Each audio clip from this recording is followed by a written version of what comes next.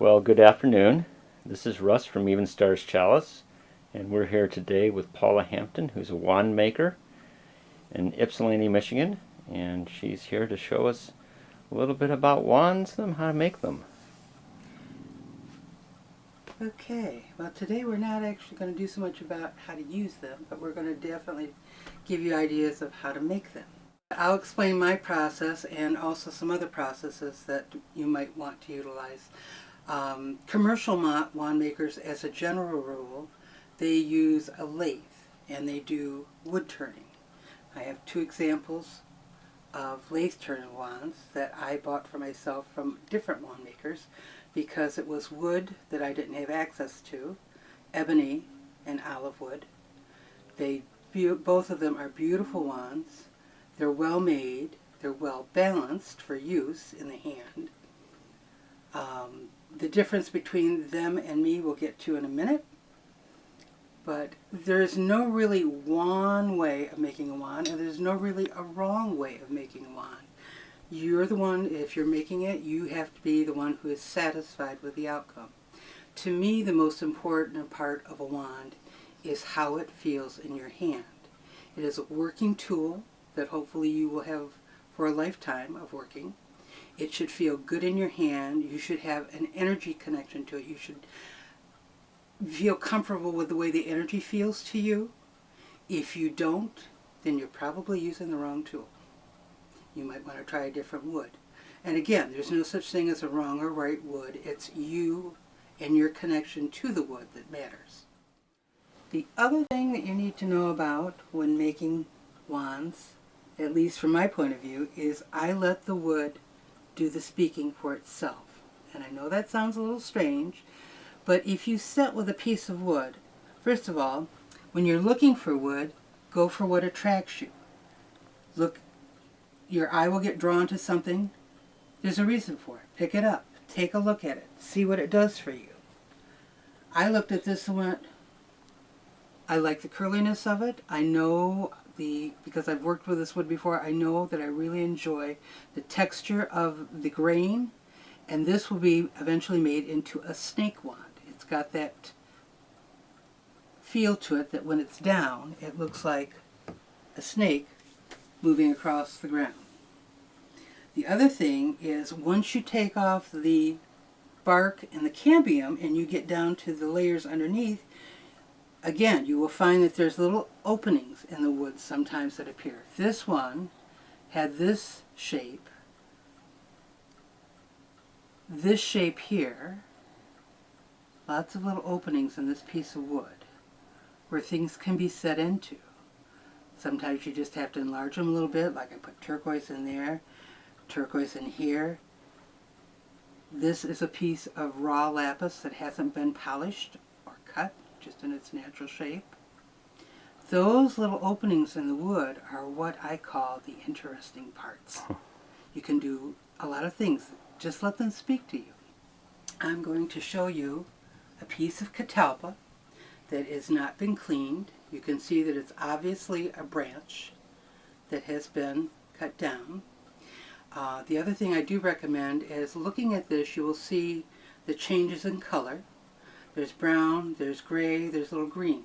That green is molds and fungus because it has been sitting and drying. So whenever you work with a piece of wood that has not been cleaned and sanded, when you are done, remember to wash your hands. You don't want to ingest any of those little things into something you might be eating that came off your hands. Now, once you start working, you need a tool to work with. This is a chisel. It's got an inch wide blade. Anything more than an inch wide, there's overkill. You don't need a real wide piece of knife to work with or a chisel, just enough to be able to scrape at the wood. Here's a piece that I recently took off the bark and the cambium. You can see that there's still traces here, like this. This is how you work. Always use safety precautions. Always work with the knife going away from you, never towards you. Does that chisel have a a dish to it, a hollow to it? Yes, it has. It's probably a little hard to see on camera, but it has a little dip like a crescent would have, so that it has a contact point, and you can kind of manipulate the blade a little bit one way or the other. It's more like a gouge than a chisel. Yeah, and that might be the more correct term for it. I also keep a rubber tubing cover on it, just for storage, number one. It keeps moisture off the blade, the tip. Also, if you were to put this in a bag and go to reach in for it, you don't want to take the possibility of cutting yourself. So protect yourself and make sure your blades, same thing. I have these smaller ones that I use for the small minute. Some people say I'm a little precise. Yes, I am. I like to keep things where in the container it came in. I know where I can locate it immediately for the size I want. I know it's there, and I also know it's protected from bouncing around and damaging anything. As you go along, you will get to this point and get it all cleaned. Then I take it and I use a hacksaw. I haven't brought that up, sorry. It's still in the workroom. But I use a hacksaw inside a vise. I secure this in a piece in the vise, and I use the hacksaw to trim off the ends the way I want them to be, evenly. And then the next thing I do is I got to get to smoothing the wood. For that, I don't use power tools, and that's my personal choice. The reason being that I had a hand injury where I spent 3 months having to learn to reuse. I'm right-hand dominant. I had to learn to reuse this hand. The small Dremels, they're good tools for working with if you're doing small work, but for me in particular, that vibration of the tool aggravates my soft tissue injury. Wow. I have found for myself that I prefer working with the hand tools. The other thing I like about working with the hand tools is I'm always in contact with the wood, and I really enjoy the textures of the different wood and the feeling of the wood. You could say I'm a wood junkie. That's my thing. Now when it comes to smoothing the wood, I use an old-fashioned hand block, sand blocker. And this sand block, you can see now I've got a very fine grade 220 grit piece. That's like the finishing. That's when you get down and you want to finish with a real fine. But there's different grades of sandpaper. This is a coarse, which is an 80 grit, and this is like in between, where this is like a 120 if I remember correctly. And then there's and sandpaper is marked on the back with the markings of the grits so that you can keep track of what's what. Once you get to that stage, you start sanding. And you work slowly, one direction to the other, up and down. When you're done, the wood will have gone, and these are two pieces of willow. This is the willow that hasn't been sanded. You can see how it looks a little coarser. It has still small bits of cambium left on there. This is the wood after it has been sanded smooth. You can see that there are fluctuations in the color of the grain. That will come out even more when you finish the wood with oil to seal it. The grain is a really nice thing to be aware of because it really enhances the beauty of your wand. Also in the process of cleaning out the wood, this is a small piece of catalpa, and of course the smaller branches, they haven't always hardened off yet because they're still in the process of growing. So they have what is called pith in the center, which is soft. And the softness is not something that you necessarily want to leave because it will crumble and fall out over time. So I cleaned out the pith. It left me with a little troughs, which for me, I love because I will fill them up with gemstones. I will take those little troughs and turn them into holding areas for stones to work with. And again, the difference between the catalpa, you can see that there's a lot more curl and change in the wood. The willow does have the flexibility from being on the tree, so it does have different shapes, but each type of tree has its own type of signature as to the wood grain, how the wood has behaved in the wind. The wind also forms it. When I first started working, I grew up with a dad who was a rock hound and a lapidary. And we would spend summers going to the UP and Lake Superior and hunting for agate and Petoskey stones. And my dad is the one who kind of turned me into a love of stones. So I started simply, and originally I only did a very, very small, it's hard to see, but at the very tip of this is a very small Herkimer diamond quartz. And I kept my design very simple, just the feel of the wood, the shape of the wood with the quartz to work with. As time went by, I got more adventurous and decided to do more things. One of the things that I did was I started using a wood burning pen. And the wood burning pen has different tips. You can do lettering with the script tip. You can do just about anything you design you want to come up with.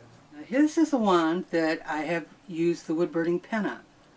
The wood burning pen, I have used it to burn into the wood a triple moon design to go with the lapis moon that I have inset into the wood. I have also used the one that is a pointed tip for the burner to burn into the wood, just the little points going up to delineate that energy spiral. I call them energy spirals. I also call them DNA spirals, because when you're working with a wand, you are working with your DNA to manifest your desires. That it goes from your hand into your wand, up your spiral, and out into the world to manifest what it is you want. Sometimes I have used them, and I'm sorry to say I don't have one here to show you, I have used them to burn inscriptions into the wood. I have burned them to, here's another triple moon, and this one is simply what I call a stylized vine going up the energy spiral. The other thing I'll point out is I carve the spirals with the hand tools, but sometimes Mother Nature is kind, and you don't even have to do that. This was a piece of wood that was given to me by a friend. I've cleaned the bark off. There's still some cambium that I left because I liked it as it is, but it had a piece of vine that had naturally grown up over this piece and wrapped itself around it and used this piece of wood for support as the vine was growing. So I left the vine intact because I like the feel of it. I like how it feels in the hand. It's a natural energy response. It does exactly what you want it to do, because Mother Nature did exactly what she wanted to do. This one has been burned, again, with different energy spirals that I have colored. And I also use the wood burning pen when I am working with putting in gemstones. I usually take my pen and burn into the wood the outline of the gemstone. I will take the gemstone, I will make a tracing of the shape of the gemstone on the wood with pencil, because pencil is easily removed and you don't have to worry about it showing up later. If you make a mistake, you want it to be made with a way of being able to remove it or correct it. This is known as an artist's kneadable eraser, kneaded like a kneading bread. It's soft, it's pliable. You can take it and shape it to the form of the wood if you need to. You can shape it, put it into, and when it gets dirty, you fold it in on itself. The warmth of your hand warms it up and makes it malleable or kneadable. And you just put it into the center. You knead it a little bit until you get a clean spot, and then you use it again. It can be used for a long, long time. Those can be found in any artist's supply place. The next thing that I do is I like to use the gemstones. And again, there's always a point. It can be many different kinds of points. I started simply with using just clear quartz crystal. This was the second wand I ever made for myself. It was my early edition. This was before I had good working tools, and I was using an X-Acto knife. So you can see that the spiral cut is a little more rough and jagged because my tool wasn't quite suited to the job at hand. So then I upgraded to the better working tools, and that has made quite a difference. As far as for me, I have more precision. I feel that my work comes out better in the long run. If you're going to do more than one wand, you might want to consider investing in good working tools. Again, though, it doesn't have to necessarily be hand tools. If you prefer to work with power tools like the Dremel, you can do, or a lathe. Again, those are all fine. The other thing I do use, and people find this kind of funny, is I had a friend who gave me old dental tools. He was a dentist that had retired, and these come in really handy for really fine, small, delicate work. I did a wand that literally had 12 amethysts set into the knots of the wood, but they were such small, they were probably no bigger than a 1/16 of an inch, 1/8 of an inch at the most. So this made the hole that I call a bezel much easier to keep it, so that I didn't take more of the wood than I need and ruin the bezel. Always work, I carve to the exact shape of the gemstone, and that is what helps to keep it secure, because you've created a bezel for it like a jeweler creates a bezel for a gemstone in jewelry. It becomes the part of the wood that holds the gemstone in place and keeps it protected. The other thing I will say too is about gemstones. I always set gemstones, with the exception of the point or the reservoir stone in the end of the pommel, I always set gemstones into where there is a natural knot on the wood. That's where it had started to form another branch. There's already an energy connection here that runs through the wood where the sap was feeding that. So to just make things and keep it simple, reservoir stone, stone in, a knot, and the point. They all connect through the interior of the wood, the natural energy and formation of the branch. This is why I prefer to work with the actual branches and not do the lathe work, because lathe work usually is only done on wood that has been milled. And when you mill a piece of wood, you have affected its energy structure. Again, I'm not saying that it's not kosher. Nothing wrong with that. But from a personal point of view, I like my energy clean as possible. And I don't want anything interfering with my energy that I'm wanting to work with, or what I call the natural energy within the trees. Now, for setting gemstones, the adhesive I use is called, and you can see that I've got it kind of wrapped up here because I'm getting you, but this is a tube of what is called E6000 silicone. You can get it at most craft places, Joann's, Michael's, hobby stores. It's a silicone base, and it also dries clear, which is one of the things that I really like about it, because if you should actually get to the point where you overfill your bezel, you can take some back out again, or if you push the gemstone in to set it and some of it over spills and comes back out of the bezel, you can take a small toothpick or a small pick of any kind and pull the excess out so that it doesn't dry. I use a pick like this, but any toothpick will do. The other thing is when you get to the end, you want to seal the wood and protect it. For that, I use boiled linseed oil. My preference, again, you can use varnish, you can use polyurethane. I used polyurethane once when I made myself a walking staff several decades back. The bad thing about polyurethane is in warm weather, it has a stickiness that humidity affects it and it becomes sticky in the hands, and it's not the most comfortable feeling when you're trying to hike holding on to a sticky mess like that. So I experimented with different types of sealants. This was the one that was best suited for my needs. You do not want to get just plain linseed oil. You always want to use boiled. If you use plain linseed oil, it will take years to dry. Years, believe me. This stuff will dry to the touch, usually within 3 days. On a real humid summer day, you might want to let it go for 5 days. Just so you know, it takes a little longer for it to dry thoroughly in humid weather.